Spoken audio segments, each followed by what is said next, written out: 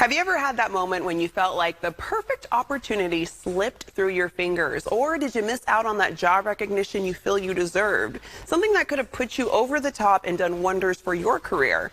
Well, today we're dealing with the curveball of career snubs and how to bounce back from them. Women's career expert and self-advocacy coach Elizabeth Pearson is the author of Career Confinement. She's here with her steps to put career snubs in check before they turn into long-term professional setbacks. Welcome back, Elizabeth. Thanks for having me back, Desiree. Yeah, so let's start by briefly touching on the perceived Oscar snubbing of the film Barbie, directed by Greta Gerwig and starring Margot Robbie. Even though it got nominated, not one was for Best Director. Now, without getting into whether it was an intentional snub or it just highlights the competitive nature of the Oscars, it was certainly taken as a slight by both fans of the film and supporters of women filmmakers. Can you speak to this feeling of being deliberately ignored or even turned down? Well, I bet you can speak to it too, Desiree. I mean, I think that we probably all have. I think some people more than others. But yes, I'm in my Barbie pink today because I do feel like there was a slight there. While there were wins, I think that there was a pretty broad oversight. And I think that we can all be triggered by this because we've felt this way before too. A lot of times in our careers, we've gone for a promotion or we've gone for a new job or that raise, and it just didn't feel fair that we didn't get it. So it's great to kind of talk through some of those emotions and how you can turn it into a positive and use it as momentum to move forward. Yes, and you have 5 steps that kind of dive into that. So I wanted to start with the first one. How do we navigate those emotions which can range from feeling somewhat overlooked to as much as a metaphorical kind of slap in the face? Is there a trick to turning rejection into a launching pad for something even better? I think it's great to actually really feel them. I mean, go out with your girlfriends, complain a little bit, but then let's keep it moving. I think that it's good to notice because that is saying to you, hey, something's not right here. But then we need to make it constructive. So, right, like get the meeting with your boss and say, hey, I'm not coming in because I feel like this is unfair or something. I'm really curious as to why I wasn't really thoughtfully considered for this promotion, or why my raise is on par with just everybody else's, but my work seems to be above the standard. So the first one is, feel the feelings, and then I think start trying to get some answers. Have a meeting, do the uncomfortable conversation of why did this happen so that you can prevent it from happening in the future. And you mentioned getting that feedback, that constructive criticism. How can people be receptive to feedback and turn it into a catalyst for growth?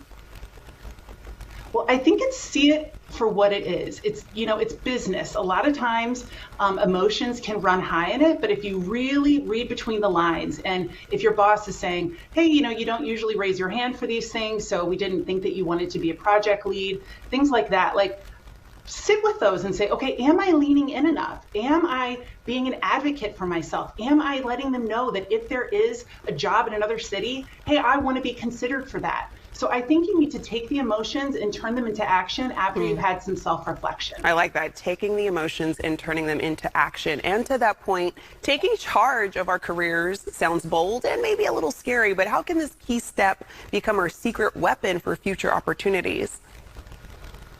Well, I think if you're sitting back waiting for your boss to tell you what's next for you, you are missing out. They are worried about themselves and their own promotions. So we need to take radical accountability for our careers and have a career plan mapped out, and then use your one-on-ones with your boss to make sure that they're in alignment with what your plan is, not the other way around. And I think when you really drive your career forward that way, there won't be as many snubs because you're going to have planned it out and you're going to know what your next hurdle was to clear before you even reach it. Oh, I like that. And you mentioned non-monetary perks. Can you talk about that and how we can negotiate them for our own benefit? These are huge, Desiree. I think that if you were looked over for a promotion or maybe your raise wasn't as much as you wanted it to be, go in and say, okay, well, I'm currently coming to the office 3 days a week. So to help out with some of the costs that are associated with that, I would then like to work from home 4 days a week, right? So increase your amount of working from home, negotiate for some additional PTO, negotiate to have some wellness resources covered by them, maybe coaching, maybe it's your gym, maybe it's something else, a course that you've been wanting to take, but they have different budgets for different things. So the raise budget is going to be different than the employee resource group budget. So be creative and ask for some things that don't hit that same bucket from HR. And empowering others can be a challenge when we're kind of going through it ourselves. But why is it crucial to overcome career challenges collectively? Well, I know you believe this too. I think just putting out good vibes and helping other people is always going to gain momentum and then come back to you.